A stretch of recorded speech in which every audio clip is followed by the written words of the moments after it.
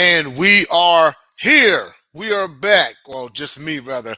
This is Top Rope Talk, your one and only pro wrestling show on the Sideline Sports Network. As I get the background music started, here we go.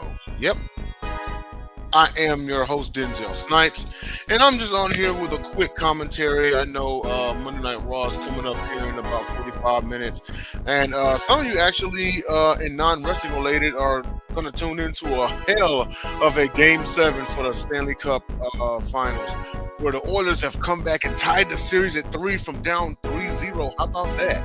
And I'm back on the air. As you can see, the mustache to my beard is back. You know, it's kind of how it belongs. You know what I mean? But first of all, I want to send a shout out to the good people at Sideline Sports Network: JB Ellis, John Shear, David Rocher, my Gauntlet guys,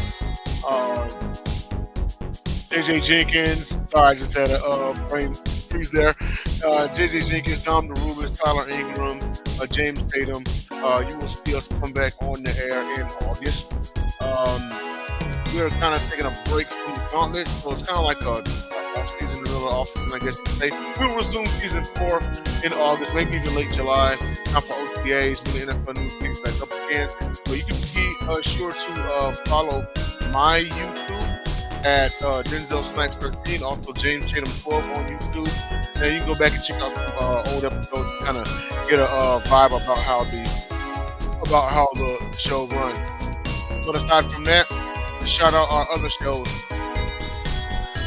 Sideline Sports Show tomorrow night at 8:30 p.m. Eastern Standard Time. That is with me producing, host JB Ellis, commentators John Shear, David Rocher. Tomorrow night we will be talking about who is the winner of the Game 7 that I just mentioned between the Oilers and the Panthers for NHL, and also various topics that may come into play. Also, Hot Talk, the Seattle Seahawks Centric Show, hosted by David Rocher, and the Legion of Boom's own Walter Thurman III.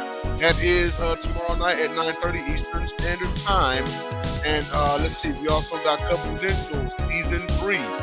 That is Wednesday at 8 p.m. Eastern Standard Time. And then also Sideline Sports' newest show, Sports Business Insider, with myself and Sean Rusty. He's a former MLB and NFL agent. And the show gives you a business aspect on sports. We talk about lawsuits, we talk about contracts, and anything that's business related, you know, or has a monetary value attached to it. So check those shows out. Going back to Confidential is our Chicago Cubs show. I produced it, JB Ellis hosted, and then we have commentators Tyler Ingram, Jason Chartrand, and also Nick Bakken. Check out the Nick Bakken show on the show also. So now, let's go ahead and get to it, because I know it's been a little bit since we've been on, but I want to bring to attention, as she is the title, you know, suggests, is Drew McIntyre has absolutely had enough. We've seen this man have enough in 2 different forms. Maybe it's just one. I don't know. Let's get on to our first topic here, and that was last week's episode of Monday Night Raw, following Clash of the Castle, this World Heavyweight title match against Damian Priest with Damian Priest's name. Drew McIntyre, we were all tuning in like, okay. Shout out to our guy, Lee Tate, and some of the guys at Wrestling Discussions. You know, we were like, dude, Drew is about to crash out like no one's business. Came on there and just said, what? Put the microphone down. Walk down. Last we saw was him backstage with Adam Pearce, leaving Triple H, got in the mix, you know, trying to convince him not to leave. But he absolutely had enough at this point. You know, Drew McIntyre screwed him out of not 1 but 2 world titles. You know, one of them he had already won, essentially. You know, and then he just couldn't just take his belt and put it in the locker room. He had his moment and everything. Everything was all good. And he had to go over there and troll CM Punk. CM Punk attacked him, and then Priest came in and cashed in. So then there was more trolling by CM Punk. Of course, CM Punk hadn't been cleared yet to face the man in the match. And then you see Drew McIntyre gets his opportunity, and he didn't have to win a tournament or anything like that. Like, Damian Priest, and credit to Damian Priest. He's not, using underhanded tactics or anything like that. Like, he's a monster heel champ, but he's the type where it's like, listen, Judgment Day is my crew, but I don't need them to win my matches, you know? And he went out, and he's also a fighting champion. He went out there and offered Drew a title shot. Like, look, man, do you want the title shot or not? Drew's like, yeah, sure. In front of my home in Scotland, let's do it. I am not going to lie to you for 1 second. I thought Drew was going to do it. What I thought was going to happen was Drew McIntyre was going to win, and then it would be him versus CM Punk at SummerSlam. Then, I had forgotten that, and we touched on King of the Ring last time I was on the air, that Gunther had won King of the Ring. So he actually awaits the World Heavyweight Champion at SummerSlam. Maybe they made the right call by having CM Punk come in there and screw Drew McIntyre in the match. CM Punk came out there as a referee, as the original referee got knocked down, and CM Punk counted to 2, and then he stopped counting.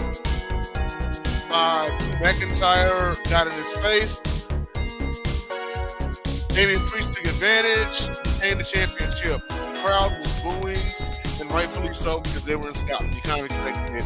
CM Punk had maybe like 5 fans in attendance, and then he went and celebrated with them, and then went to the locker room. And then we saw the I Quit from. So we actually had wrestlers on back-to-back nights say that they quit.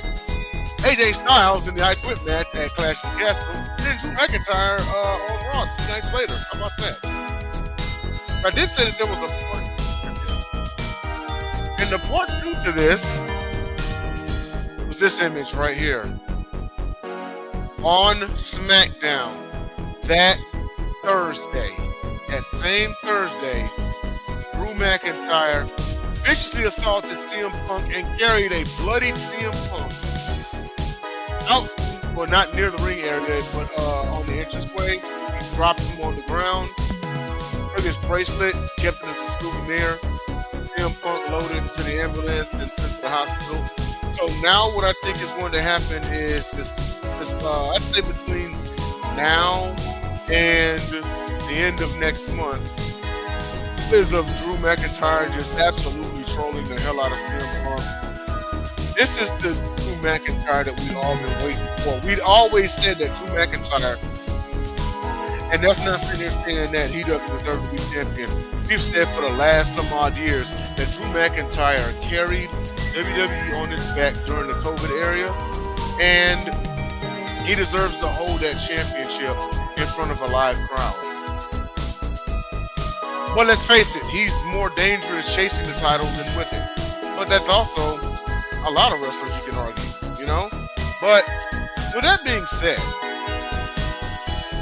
Drew McIntyre needs to go on an absolute kill streak, because we can kind of foresee this coming.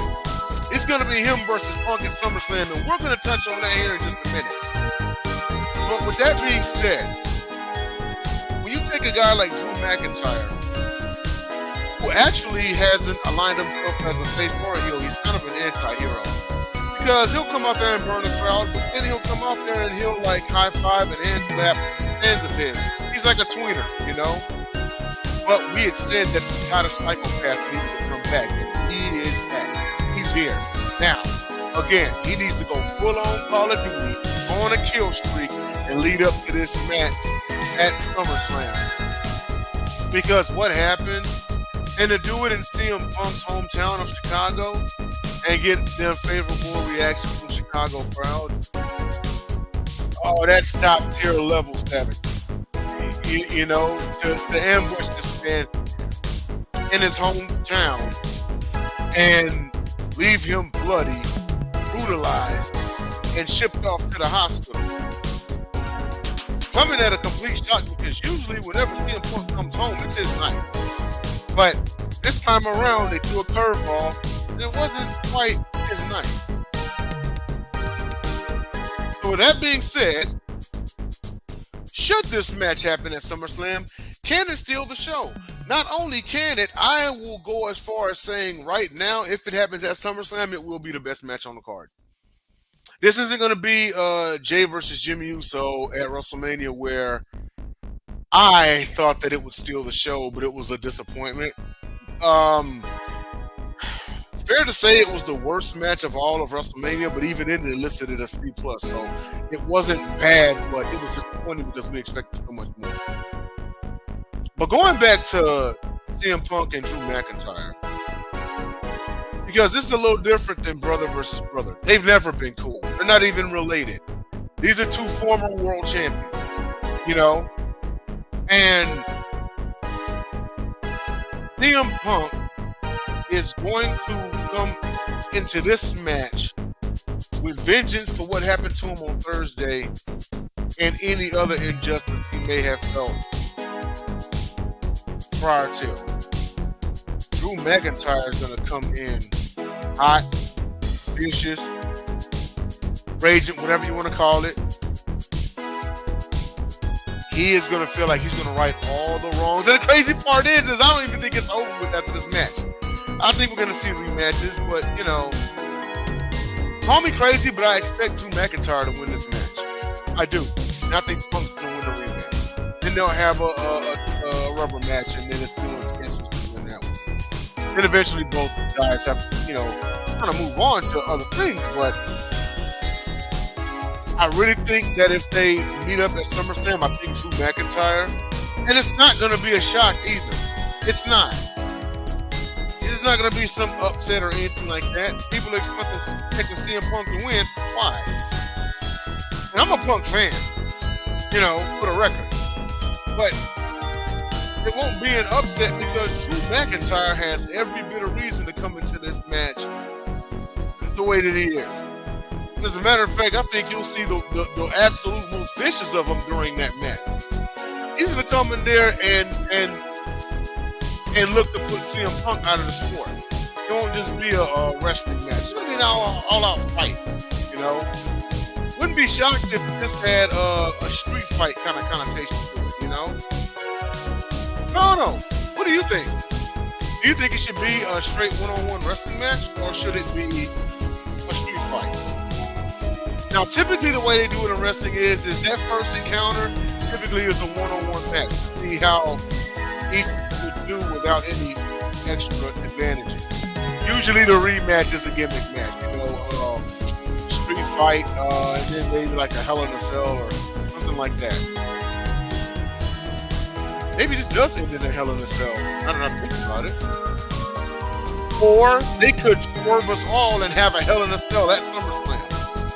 Who knows?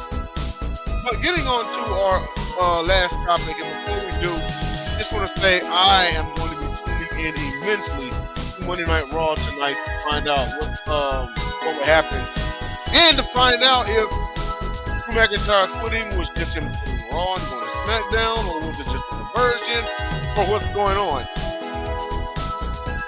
All I know is including the Money in the Bank pay-per-view coming up, in which my pick to win Money in the Bank is Jey Uso. Main event, Jey Uso's going to win it, you know.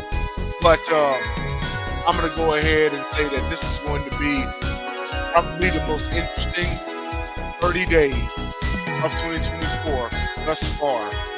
And that's just surrounding Drew and CM Punk. It's also going to be another interesting 30 days because of our final topic, future of factions in WWE.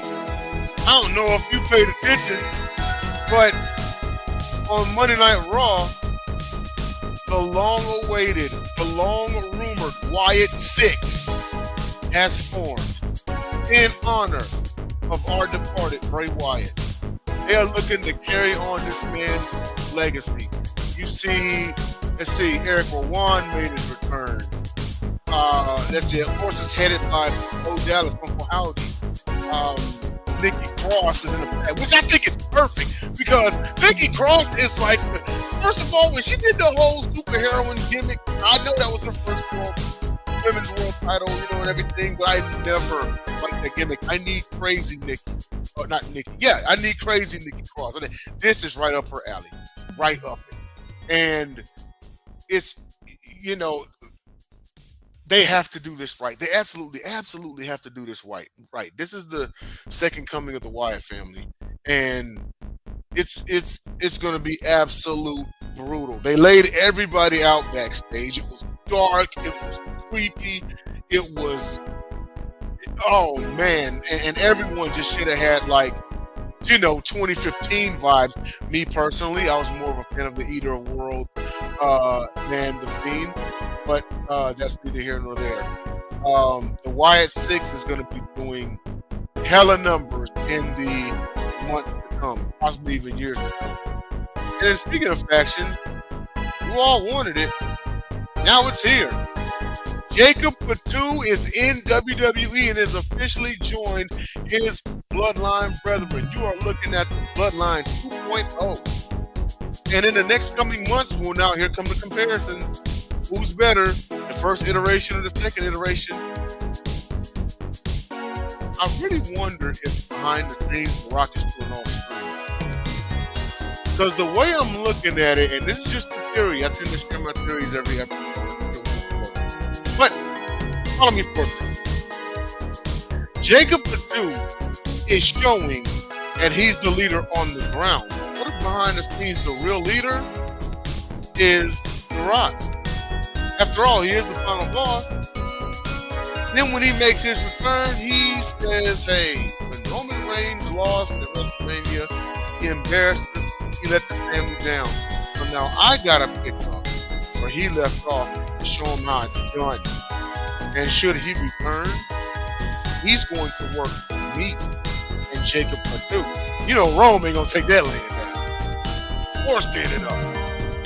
I think that's going to set up their match at WrestleMania 41. But factions in WWE, man, okay, now you got the Wyatt Six, you got the Pride, you got the Bloodline 2.0. Is it time for more and more wrestlers to? Now I know you don't want to oversaturate it, I get it, but would it be in the best interest of other wrestlers to just join a faction, if at all, for more protection? Owen Hart did it in 1998. He joined the Nation. He was tired of getting his ass whooped by Degeneration X. He joined the Nation. And it was actually justified, with the numbers. It was just him by himself. This wasn't 97 when he had the rest of the Hart Foundation. They were gone. They were long gone. It was just him. It was Solo Dolo. He had to join the Nation. You don't blame him. So who else might join or form another faction? Oh, there's also Final Testament as well. Really love what Triple H is doing here. Because when you look at the Attitude Era and the Ruthless Aggression Era, it had its share of powerful patches. DX made some bad evolution. And that's just, just off the top of my head. Then we all know who was running around in the Attitude Era, So, with that being said, I just want to close this program out by saying that it's about to be a real hot summer, y'all. So, y'all, buckle up. And thank you for tuning in to Top Rope Talk. Catch us on YouTube, Facebook, Twitter, LinkedIn, BBTV, Prim TV. Check out the Sideline Sports Show on all of those platforms, as well as the Believe Network, BLEAV, Believe Network. Check us out on there. And we will see you all next week.